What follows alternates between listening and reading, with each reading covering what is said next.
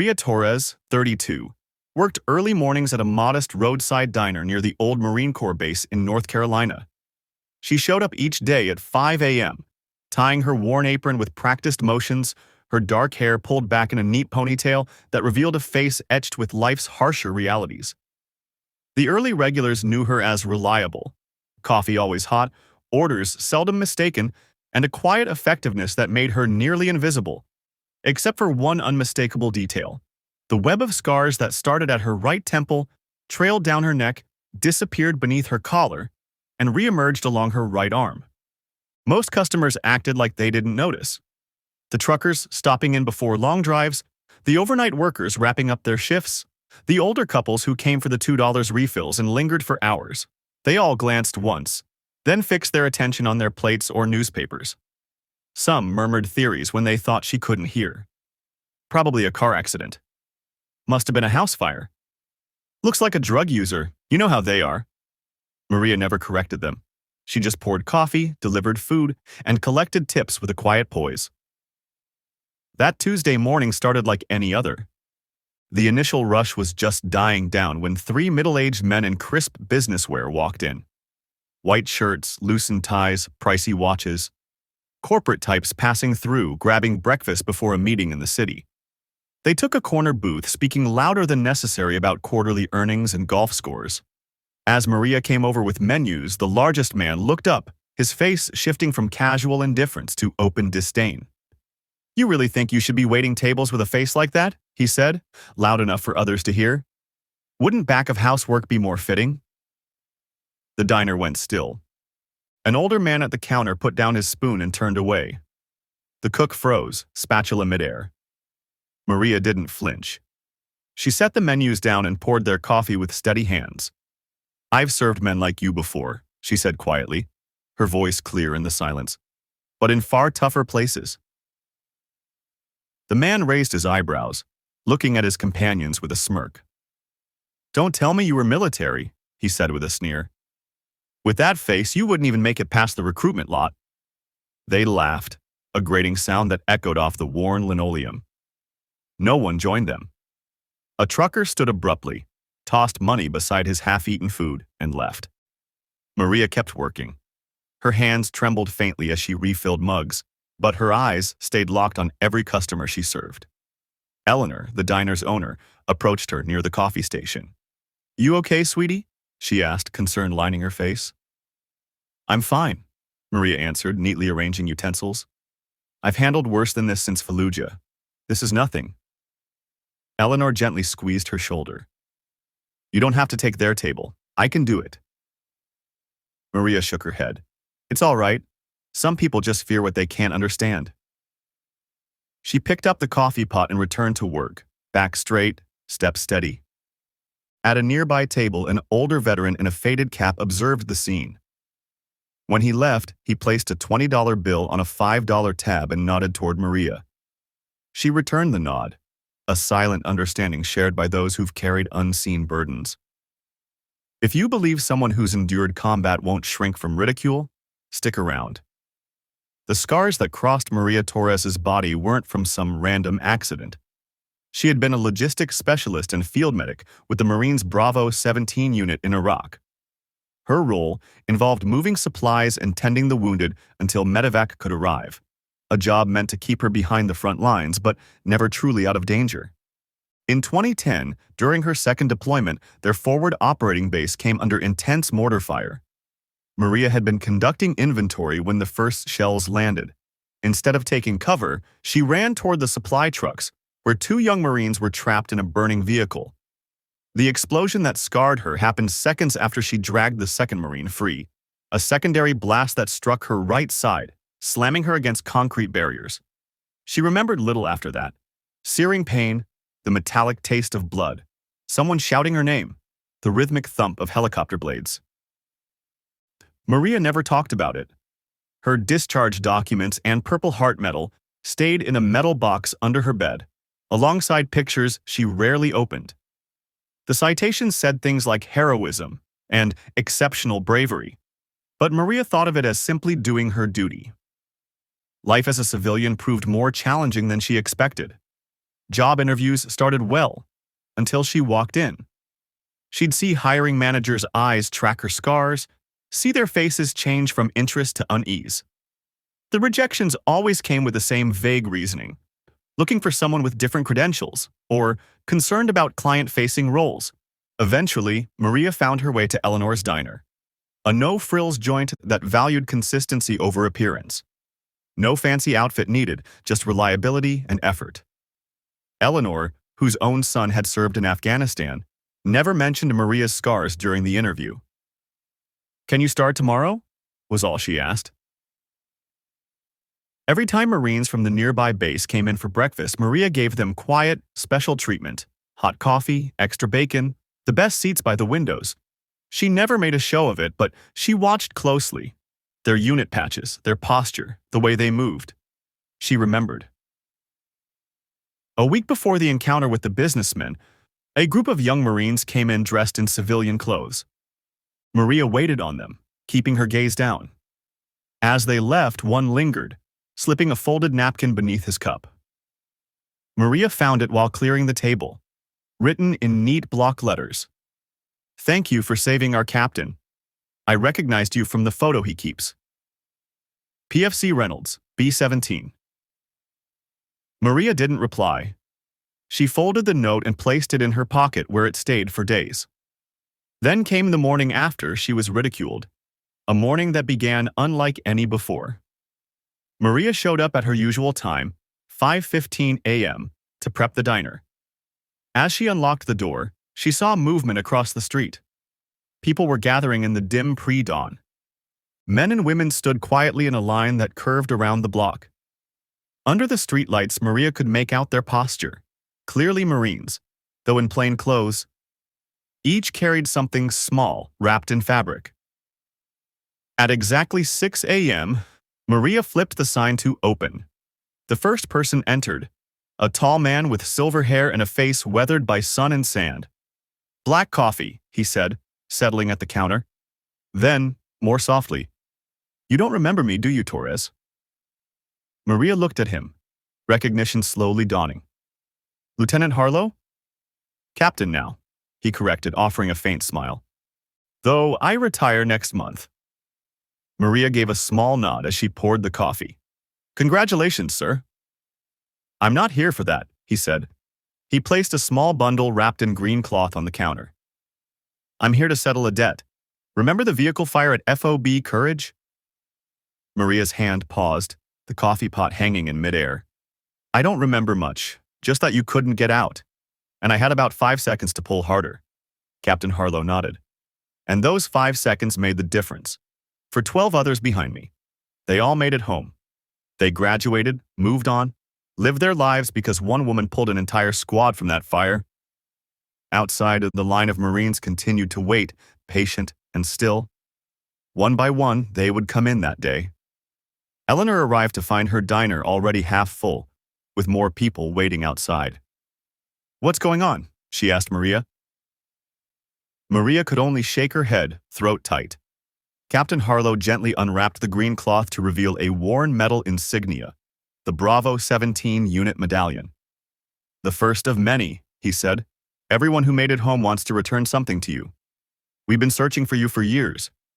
A private saw you last week, said his captain kept your photo. The one from the field hospital where you were still treating others even while injured." Maria blinked rapidly and trying not to cry. "I was just doing my job." Captain Harlow shook his head. "No, Torres. You went well beyond your duty, and none of us have forgotten." Ever witnessed someone go from unnoticed to the center of appreciation? Share in a moment like that? Word traveled fast. A trucker who had seen the line of Marines outside the diner filmed part of the scene and posted it online. The caption read, "A veteran disrespected.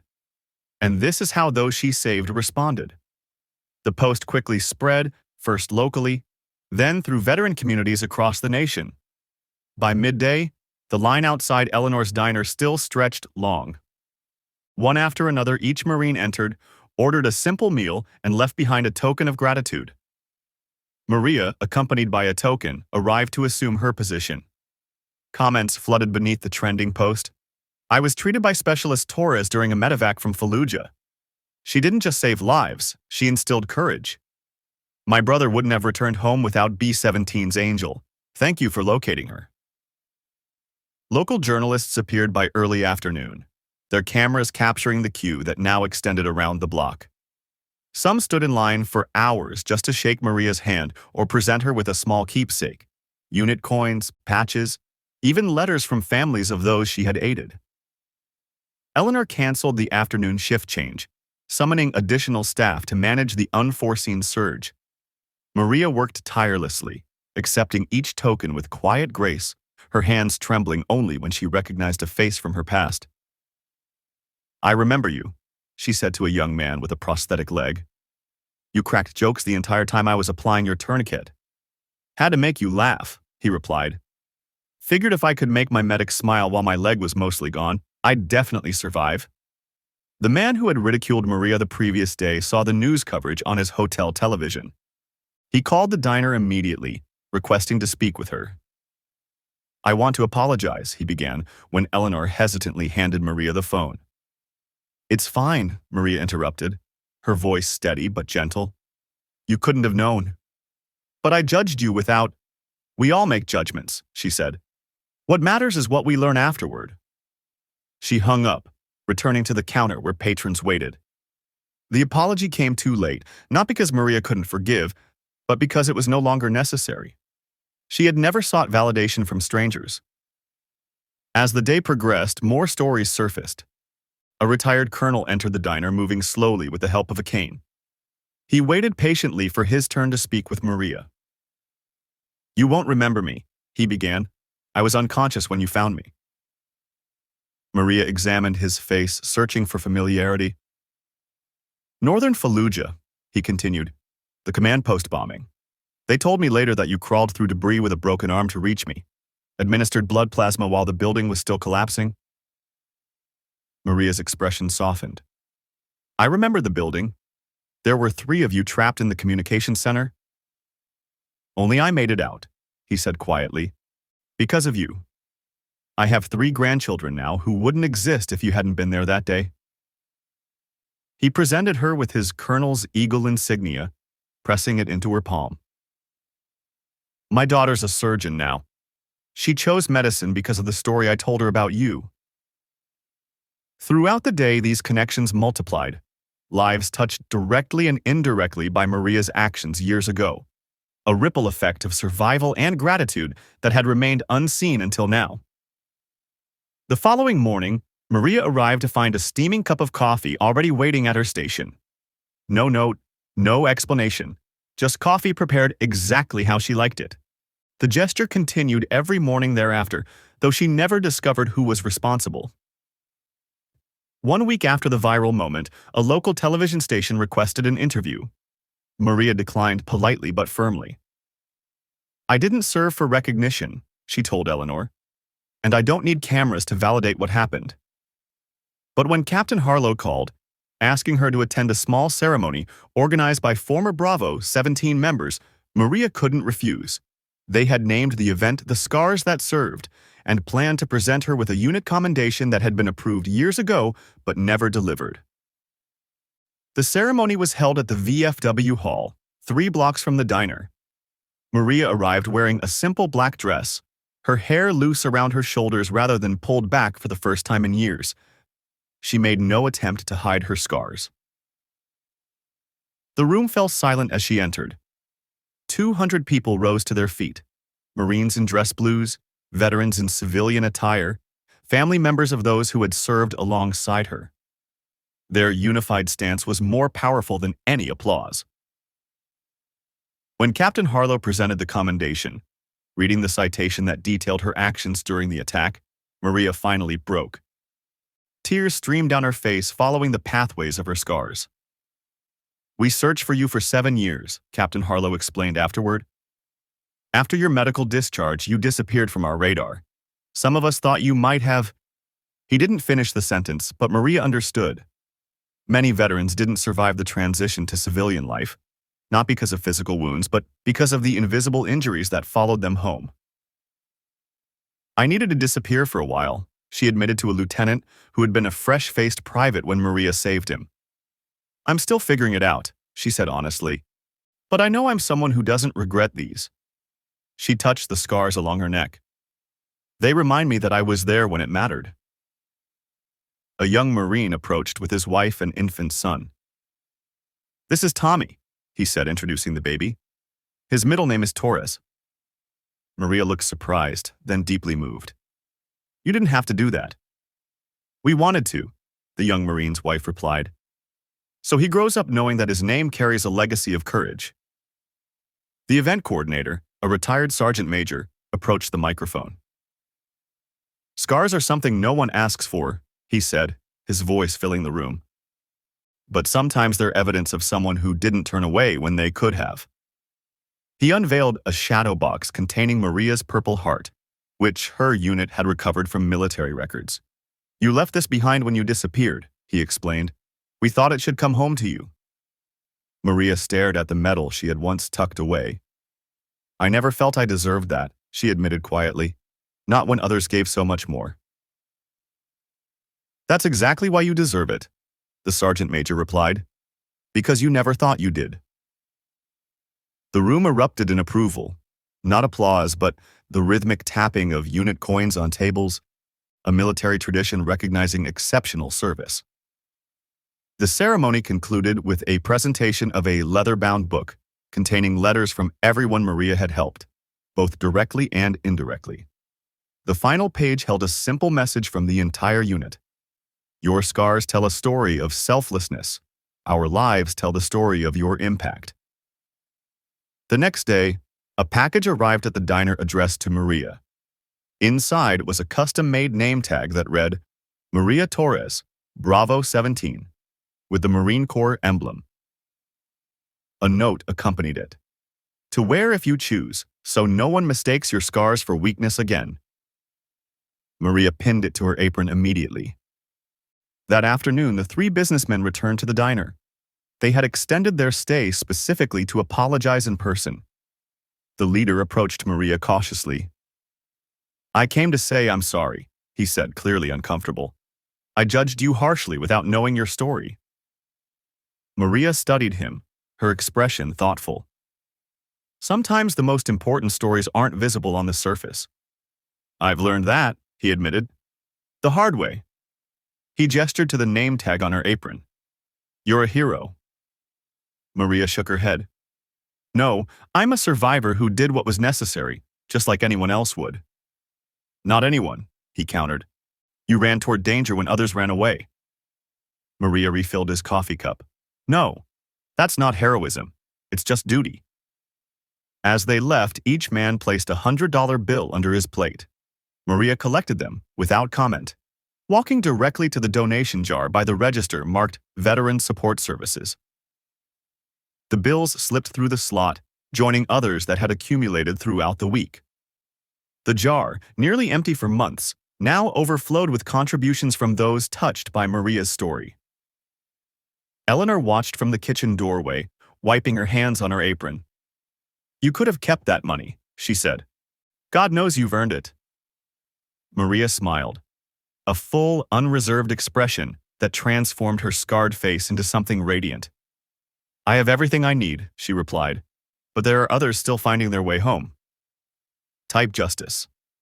If you believe that true character is eventually recognized, even if it takes years. Today, Eleanor's diner operates much as it always has. The same blue checkered curtains hang in the windows. Maria still serves the first cup of coffee right at 6 a.m. sharp, but these days, customers greet her with a softer name. The plaque that once read Marine inside the diner now holds a new frame, a faded photo from 2010 taken by a combat photographer. It shows Maria, her hands wrapped in bandages, blood seeping through the back of her uniform, carrying a young Marine away from a burning wreck. Her face, partly hidden by smoke and grit, still shows unmistakable resolve. Beneath the photo, a small brass plate bears words. Maria finally allowed to be displayed. "I never wanted attention. I only wish those I pulled out had the chance to live gently toward others." The diner has quietly become a sort of unofficial memorial, Veterans drive in from nearby states just to meet Maria or share their own experiences. Some leave their unit coins on a special shelf Eleanor installed. Others just nod in respectful silence. Every Tuesday morning at 7 a.m., a group of Marine trainees takes over the corner booth. Maria serves them herself, often joining during her break to share advice or answer questions about deployments. The scars don't matter, she tells them. What matters is who you become in spite of them. One young recruit, barely 20 and fresh from enlistment, asked Maria how she managed her fear. "I never tried to be fearless," Maria told her, surprising the group. "I just learned to act while still afraid." There's a difference between being fearless and being brave. Fearless people don't grasp the danger. Brave people do, and go on anyway. The viral story that brought Maria into the spotlight has long since faded from the media, but its effect continues. 3 local companies have started veteran-focused hiring programs aimed at those with visible injuries. A scholarship named after Maria now supports veterans who want to train in the medical field. The town council voted unanimously to rename the diner's street, marking the change with a simple Veterans Day ceremony. Maria showed up reluctantly, staying near the back while the mayor spoke of service and community. When asked to speak, she only thanked everyone who had ever worn a uniform. "Our scars may differ in appearance," she said, "but we all carry them, whether seen or not." On quiet afternoons, Maria sometimes teaches basic first aid classes in the diner's back room. She shows young Marines how to apply a tourniquet, splint a fracture with limited tools, and calm someone in pain. Her hands, once steady under fire, are still precise as she demonstrates the methods that might one day save lives. "Knowledge doesn't weigh a thing," she tells them. "Carry as much as you can." Captain Harlow, now retired, drops in every month. He always sits at the counter, always orders plain coffee, always places a unit coin beside his saucer. On his most recent visit, he brought an envelope, official Marine Corps stationery, embossed in gold. "They want to include your story in the training curriculum," he told her, "to help new recruits understand what our core values truly mean." Maria paused before taking the letter. "I'm not special," she said. "There are thousands like me." "That's exactly why you matter," Harlow replied. "Because you stand for everyone who served quietly, who carry their wars on their skin, who never stopped serving in other ways." Maria read the letter that evening in her small apartment. The formal wording asked for permission to use her story in leadership training, describing her actions as embodying the highest standards of the Marine Corps. She signed the consent form, adding a handwritten line, "Tell them the scars are just geography, maps of where we've been, not fences stopping where we're going." The next day, Maria walked into the diner and noticed something different next to her usual mug. A wooden box, hand-carved, full of handwritten notes from local school kids. Their teacher, a Marine vet himself, had shared her story during a lesson on courage. One note read, "Thank you for being brave when it was hard. My dad has scars too, but now he doesn't feel alone." Maria slipped that message into her apron pocket, keeping it with her all shift. A quiet reminder that healing often spreads farther than we realize. Eleanor recently put up a small sign near the cash register. "In this diner, all scars are respected, seen and unseen." It's become a sort of town mantra, picked up by nearby businesses. The high school's counselor adopted it for their office. The local VA clinic posted it in the lobby. On the anniversary, when the Marines formed a line outside the diner, Maria took the day off. She drove an hour to the Veterans Cemetery, walking row by row among the graves of those who never came home. At each headstone from Bravo 17, she left a single flower. "I remember you," she whispered, "and I live each day for those who couldn't." Now, when customers notice her scars, Maria no longer looks away. She holds their gaze, steady and sure, the look of someone who knows exactly who she is and what she's lived through. Some stories don't need words to be understood. Some heroes never wore a medal. And some scars aren't hidden. They're honored, precisely because they can be seen. Have you ever seen someone judged and later honored through gratitude? Drop the name of someone who showed you that real courage isn't how you look, but what you choose to do when no one else will. Subscribe to QH, where we share powerful stories and where scars are worn like medals. You think you should be serving coffee with a face like that? The customer sneered, eyes fixed on the scars across the woman's neck. She only gave a gentle smile. I've served people like you before, she said, but under far worse conditions. The next morning, the diner fell completely quiet as a group of Marines stood in formation outside, each holding a cloth-wrapped item. Who were they here for? And why was the woman mocked yesterday now being saluted with honor today?